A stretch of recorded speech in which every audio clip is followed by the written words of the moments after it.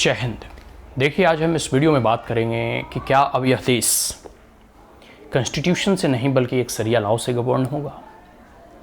जिस प्रकार से AIM, ठीक है, all India Muslim personal law board का यह कथन है कि अब भारत देश में जगह जगह जहाँ मुस्लिम पॉपुलेशन डोमिनेटेड है वहाँ शरिया कोर्ट की स्थापना हो। देखो, इस वीडियो को हम आगे बढ़ने से पहले एक मुस्लिम कह सकते हो कि टीचर हैं, खान सर के नाम से, और बिहार से ही हैं, ठीक है, हमारे ही राज्य से, पटना से। तो वो जो है पढ़ाते हुए कुछ चीज़ों और कुछ तथ्यों को रख रहे थे विद्यार्थियों के सामने कि आप शरिया लॉ की बात करते हो, लेकिन जहाँ कोई चोरी डकैती या कोई क्रिमिनल ऐसे ऑफेंसेस होते हैं उस वक्त तो आप कहते हो नहीं, जो भारतीय पेनल कोड है या CRPC की जो धाराएँ हैं उसके अकॉर्डिंग जो है आपको सज़ा मिलनी चाहिए। मतलब जो क्रिमिनल्स केसेस होते हैं या सिविल ऑफेंसेस होते हैं, ठीक है, वो सब सारे जो भी ऑफेंस होते हैं उसमें जो है आप चाहते हैं कि CRPC या IPC के धाराओं के अनुसार जो है आपको सज़ा मिले। लेकिन जब बात आती है सिविल मैटर की तो उसमें आप कहते हैं कि नहीं, शरिया और जो है मुस्लिम पर्सनल लॉ जो है लागू हो। तो कभी कभी जो है ये हास्यास्पद लगता है कि कैसे ये लोग हैं। एक समय आती है जब हार्श और कह सकते हैं कि कठोर कानून जो शरिया में बताया गया है, अगर वह उस पर लागू कर दिया जाए तो पूरे के पूरे जो है हाल तौबा मचाने लगेंगे। और जिस प्रकार से अभी देखते हो अफ़गानिस्तान के कुछ वीडियो जो है विजुअल्स जो है आ रहे थे और ट्विटर पे हम देख रहे थे कि किस प्रकार से लोगों को जो है क्रेन पे लटका कर फांसी दे देकर जो है घुमाया जा रहा है। वो ये बताने और दर्शाने का प्रयास कर रहे हैं कि अगर आप जो है इस्लाम के ख़िलाफ़ बोलोगे या जाओगे या शरिया के ख़िलाफ़ जाओगे तो उस परिस्थिति में आपको ऐसी सज़ा दी जाएगी। तो ये सब सारे विजुअल्स बतलाते हैं कि किस प्रकार से रिलीजियस डिस्क्रिमिनेशन और ख़ास करके जेंडर डिस्क्रिमिनेशन जो पर्सनल लॉ में है वो बहुत ही भयावह है, ठीक है। तो इसको देखते हुए तो क्या भारत जो है अब संविधान से ना चल के शरिया से चलेगा, या फिर भारत क्या जो जिस प्रकार से अफ़गानिस्तान में नियम कानून है क्या उसी प्रकार की नियमावली अब अन्य जगह पे जो है लागू किया जाएगा। तो ये सब जो है एक विचार जो है ना कह सकते हो कि करने की चीज़ है कि किस ओर भारत बढ़ रहा है, या भारत किस ओर बढ़ना चाह रहा है, या भारत का आने वाला भविष्य कैसा होगा, या भारत कह सकते हो कि जो अभी वर्तमान में जैसी परिस्थिति उत्पन्न हो रही है। और यह मामला तब गहराया जब यूनिफॉर्म सिविल कोड की बातें आई कि यूनिफॉर्म सिविल कोड भारत में लागू किया जाएगा। और प्रधानमंत्री नरेंद्र मोदी ने भी मंच से जो है इस बात को रखे हैं कि यूनिफॉर्म सिविल कोड पूरे के पूरे भारत देश में लागू होने चाहिए। और 1947 के बाद अब जो है समय आ गया है कि हम यूनिफॉर्म सिविल कोड को लागू करें। ये भारत के संविधान के डायरेक्टिव प्रिंसिपल में भी दिया गया है। और जब हम बात करते हैं इक्वलिटी की, राइट टू इक्वलिटी की, तो उस वक्त भी जो है यूनिफॉर्म सिविल कोड की बातें आती हैं, क्योंकि पर्सनल लॉ में बहुत सारे ऐसे जो हैं जेंडर डिस्क्रिमिनेशन है। और जब कल्चरल डिस्क्रिमिनेशन होता है तो उसको हटाने का एकमात्र तरीका है यूनिफॉर्म सिविल कोड। और बीजेपी के मैनिफेस्टो में भी यूनिफॉर्म सिविल कोड है। बहुत सारे ऐसे जो मैनिफेस्टो हमारी पार्टी की थी तो उसमें जो है कह सकते हो कि बीजेपी ने ऑलरेडी फुलफिल कर चुके हैं। जैसे राम मंदिर का निर्माण करना हो, धारा 370 हटाना हो, ठीक है। तो ये सब सारी चीज़ें हैं जो कि बीजेपी ने वादा किया था उसे फुलफिल किया। और यूनिफॉर्म सिविल कोड भी मैनिफेस्टो में बताया गया था। और आने वाले समय में बीजेपी गवर्नमेंट के द्वारा, मोदी गवर्नमेंट के द्वारा यूनिफॉर्म सिविल कोड भी लाए जाएंगे, ठीक है। तो अभी हम थोड़ा बात कर लेते हैं कि कैसे all India Muslim personal law board कह रही है कि जहाँ जो एरिया मुस्लिम का डोमिनेटेड है वहाँ जो है आप कह सकते हो शरिया लॉ जो है लागू करें या शरिया कोर्ट बनाएं।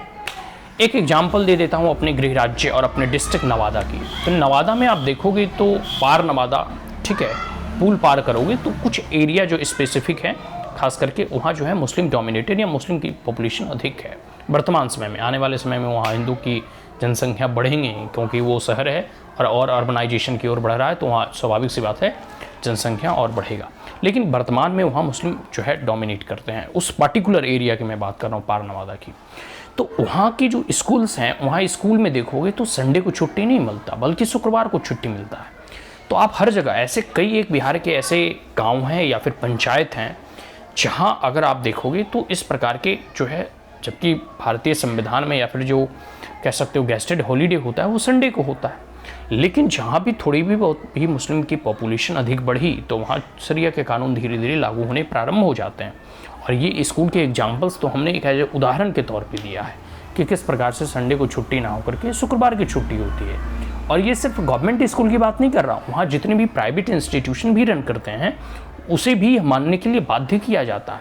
तो इस प्रकार की परिस्थिति जो है उत्पन्न हो जाती है। अब आप जैसे देखोगे कि इसके बाद क्या भारत का इस्लामीकरण किया जा रहा है, और जो गजबाए हिंद का सपना है, या फिर जो अभी पटना से ही जो है कह सकते हो कि एक जो पेपर वगैरह जो लीक हुआ था, जिसका NIA वगैरह जांच भी कर रही है कि 2047 तक भारत में पूरा का पूरा इस्लामीकरण किया जा मतलब करने का जो वो सोच रखते हैं। हालांकि इन विगत 1000-1500 सालों में जब नहीं कर पाए तो आगे भी कभी भी नहीं कर पाएंगे। लेकिन हाँ, इस बात को तो स्वीकारना ही होगा कि बहुत सारा हमारा भूभाग धीरे धीरे घटते जा रहा है। और भारत में भी देखो तो किस प्रकार से, चाहे उत्तराखंड वगैरह का इशू हो या जम्मू कश्मीर का इशू हो, किस प्रकार से रोहिंग्या को बसाया जा रहा है, या फिर जो पॉपुलेशन एक्सप्लोजन हो रहा है, पॉपुलेशन विस्फोट हो रहा है।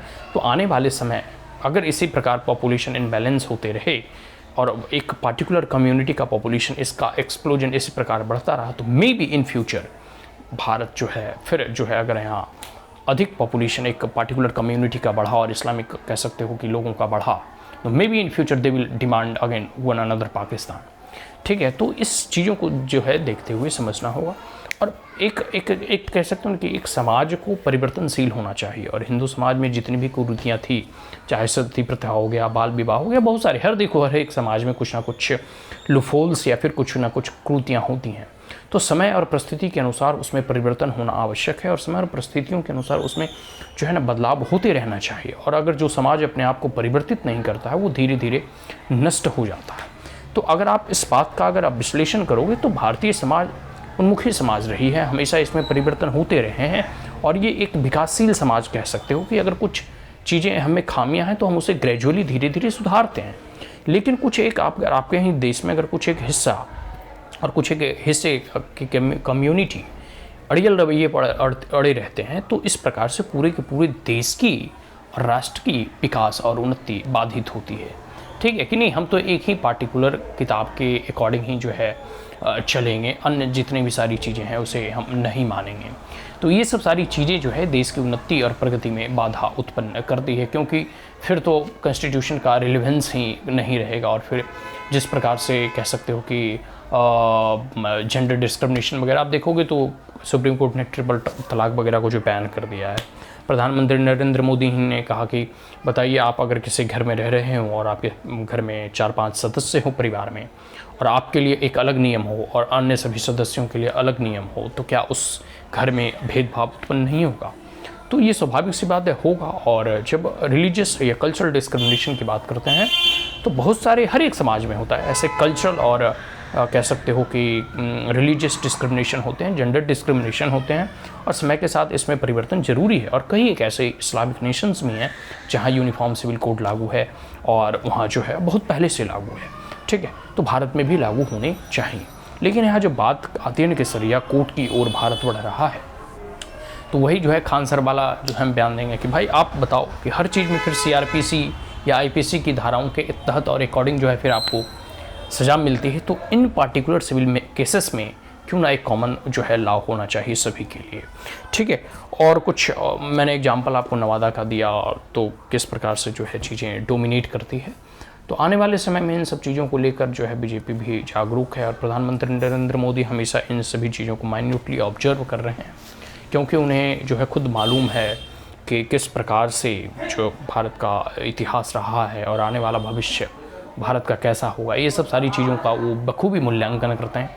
और वो देखोगे कि जब भी जो भी कदम उठा रहे हैं, जो भी स्टेप्स उठा रहे हैं, वो हिंदू और कल्चरल रिवाइवलिज्म की ओर जो है वो उठा रहे हैं। तो आने वाले समय में इंडिया जो है हिंदू राष्ट्र घोषित होगा। और क्योंकि पूरे के पूरे जैसा परिप्रेक्ष्य बनाया जा रहा है और जिस प्रकार से चीज़ें बदल रही हैं, तो अगर ऐसा नहीं होता है तो आज देखो फ्रांस में क्या घटनाएं घट रही हैं, स्वीडन में क्या हो रहा है, जर्मनी वगैरह या फिर इंग्लैंड में क्या हो रहा है। पूरे के पूरे यूरोपियन नेशन इस माइग्रेटेड पॉपुलेशन और एक पार्टिकुलर कम्युनिटी के शांति दूत वहाँ किस प्रकार से उपद्रव कर रहे हैं। आज कहीं मैं देख रहा था ट्विटर पे कि एक 16वीं शताब्दी का जो है चर्च है उसे आग के हवाले कर दिया गया। कुछ साल पहले कुछ साल पहले नहीं, कुछ दिन ही पहले जो है वहाँ की जो लाइब्रेरी को जला दिया गया। और भारत जो है इस तंज को 1000 सालों से झेल रहा है। लगभग कई हज़ार साल पहले हमारे बख्तियार खिलजी जो है कह सकते हो कि मतलब हमारे जो है नालंदा जो विश्वविद्यालय था उसे बख्तियार खिलजी ने जो है ध्वस्त कर दिया, जला दिया, वहाँ के पुस्तकालय जला दिया, विश्वविद्यालय को जला दिया। तो वो लोग जो है कल्चर के ऊपर अटैक करते हैं, क्योंकि अगर एक बार संस्कृति नष्ट हो जाती है तो फिर कन्वर्जन करने में आसान होता है। तो ये सब सारी चीज़ें धीरे धीरे जो है हर एक गवर्नमेंट जो है इसका मूल्यांकन करती है, इसका विश्लेषण करती है, और बीजेपी गवर्नमेंट और मोदी जी के नेतृत्व में इन तमाम चीज़ों का मूल्यांकन और विश्लेषण किया जा रहा है। और इस प्रकार की जब चीज़ें कह सकते हो ना कि समय समय पर जो स्टेटमेंट आ रहे हैं, और जो भी जितने भी पर्सनल लॉ बोर्ड हैं या फिर मुस्लिम्स ऑर्गेनाइजेशन है, सब लोग जो है यूसीसी का जो है खुलकर विरोध कर रहे हैं। सब लोग जो है सरिया के समर्थक हैं और सरिया के सपोर्ट में हैं। तो मैं उनसे दरख्वास्त करूँगा तो बेटर कि आप लोग पाकिस्तान चले जाएँ, वहाँ बहुत ही अच्छा सरिया नियम कानून जो है लागू है। और 1947 में जो है ऐसा कह सकते हो नेम ऑफ रिलीजन आपको एक सेपरेट नेशन मिल गया था। लेकिन अगर भारत में रहना होगा तो in that case you have to follow the rules and regulation of the constitution and जो खास करके जो नियम कानून जो है संसद भवन के द्वारा पारित किए जाते हैं, उसका जो है उस अधिनियम का और उस नियम का आपको पालन करना होगा। India will not going to run on the basis of the Sharia law. India is going to run on the basis of the constitutional principle or democratic principles or the rules and regulation which is going to framed by the Indian Legislative Assembly or the Indian Union or the Parliament. तो आज के लिए इतना ही। हम लोग आगे कभी और इन सभी चीज़ों पर बात करेंगे। लेकिन एक बात तो ज़रूरी है कि अगर आप CAA, NRC, राम मंदिर, धारा 370, तलाक वगैरह या फिर UGC, ये सब सारी चीज़ों को आप ला ही रहे हैं, तो एक जो है पॉपुलेशन कंट्रोल बिल भी लाना चाहिए। Because right now India is the most कह सकते हैं कि पॉपुलेटेड आप जो है पूरे विश्व में अभी भारत जो है सबसे शीर्ष पायदान पे है जनसंख्या के दृष्टिकोण से। तो रिसोर्सेज लिमिटेड हैं, ज़रूरत है पॉपुलेशन एक्सप्लोजन को कंट्रोल करने की। और ख़ास करके जब यूनिफॉर्म सिविल कोड आएगा तो इसके बाद जो है पॉपुलेशन कंट्रोल बिल भी लाया जाएगा आने वाले समय में। और प्रधानमंत्री नरेंद्र मोदी के नेतृत्व में भारत फिर से हिंदू राष्ट्र बनेगा और विश्व गुरु बनेगा। जय हिंद।